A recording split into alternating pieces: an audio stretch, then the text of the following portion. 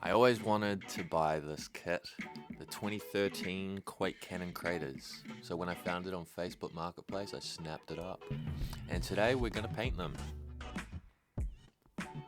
I started off by giving them a spray paint with Mechanicus Standard Grey.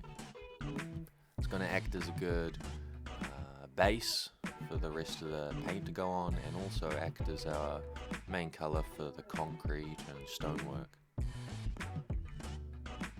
Next up, I painted the ground with some Mournfang Brown. It's important to get, I'd say, 4 to 5 thin coats down. I did a couple in the airbrush and then I switched to the normal brush to get into all the nooks and crannies and just make sure it was a really nice solid layer. And I wasn't shy to get a little bit of overspray onto the grey areas. It makes a nice transition and looks like dust has been kicked up and it's a bit dirty and gritty. It looks good.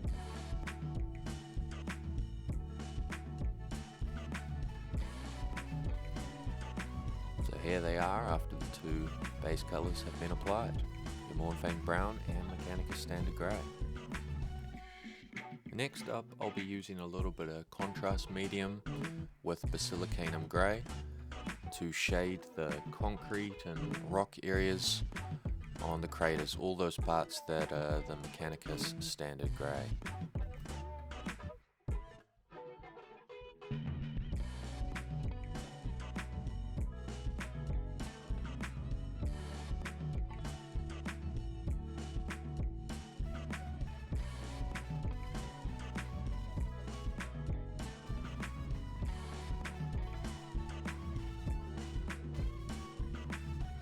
Next up, I'll be putting the shades across the Mournfang Brown using Agrax Earthshade.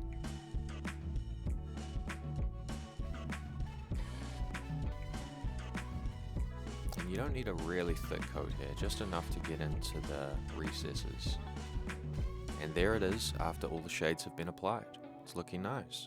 Next up, dry brushing. We're going to be doing the concrete areas, the stonework, using Dawn Stone and Administratum Grey.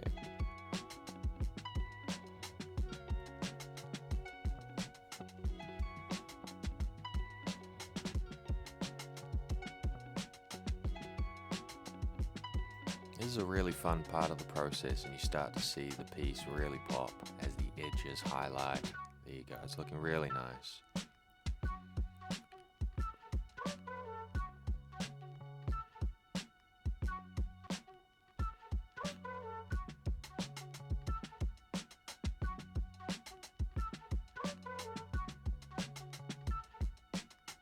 With that Administratum Grey on, it's looking really good. We can move on to dry brushing over our Mournfang Brown, just with some more Mournfang Brown to start off. Make sure you get most of the paint off your brush here. We don't want to get any Mournfang Brown in the recesses. Next up, some Easy Desert.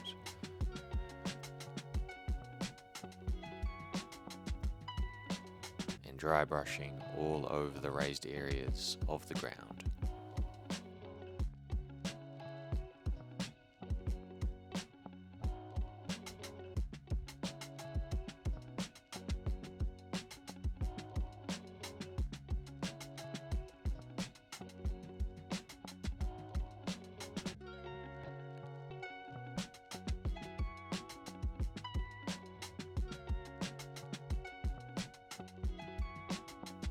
And there you go, you can see the difference between a fully dry brushed crater and one that's just been shaded. Next up, we'll be painting all the green areas. I use these 3 greens, Lauren Forest, Caliban and Castellan, to get my Cadian colours, as you can see here on one of my Cadian fellas. So we'll be using that mixture to get the ruined tanks, the ammunition boxes, gun casings, and the helmets and body armor of all the Cadians on the craters.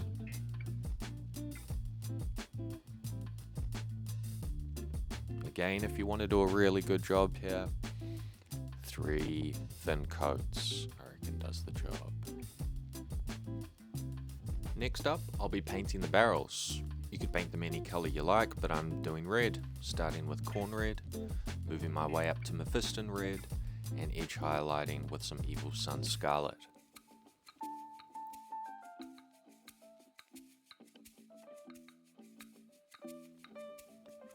Next up, I'll be tackling the skeletons and bones on the craters using Carrick Stone, but you could use Ushabti Bone or Wraith Bone if you like.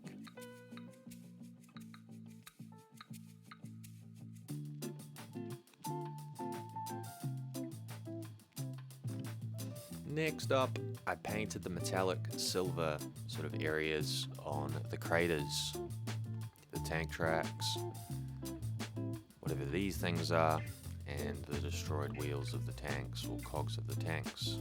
You could add a little bit of chipping while you've got this out if you like too.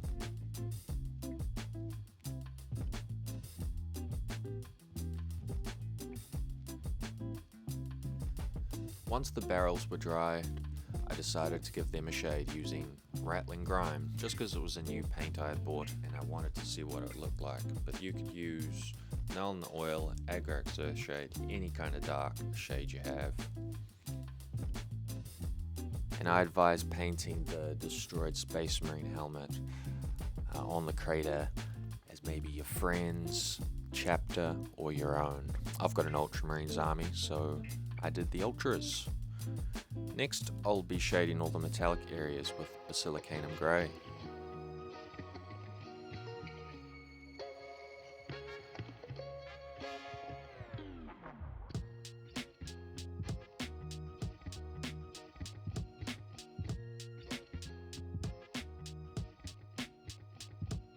Next up, I'll be tackling the gold areas, and I like to mix a little bit of Retributor armor and Liberator gold together.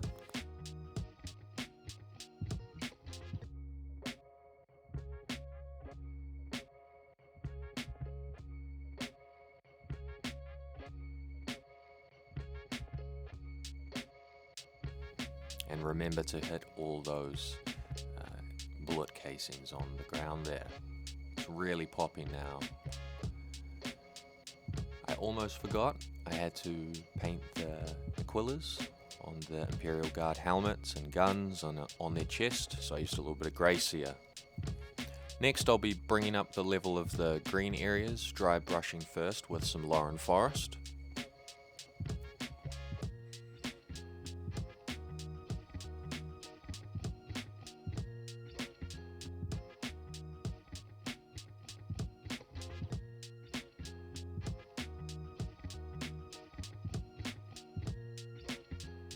And then next with some Strachan green. And again, just love how the dry brushing just starts to make a pop.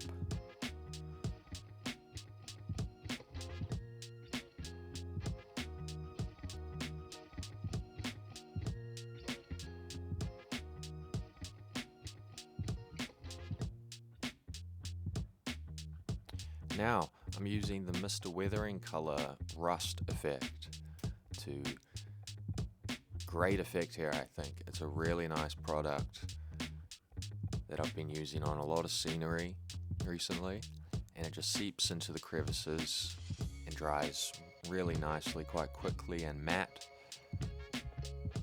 And I really lather it up because when it dries, it seems to be a lot smaller and more subtle than you'd think. And I just also wanted to bring up those red areas with some more highlighting. I think the shading I had done had darkened them down a bit, so just going over the edges of those barrels with some Evil Sun Scarlet.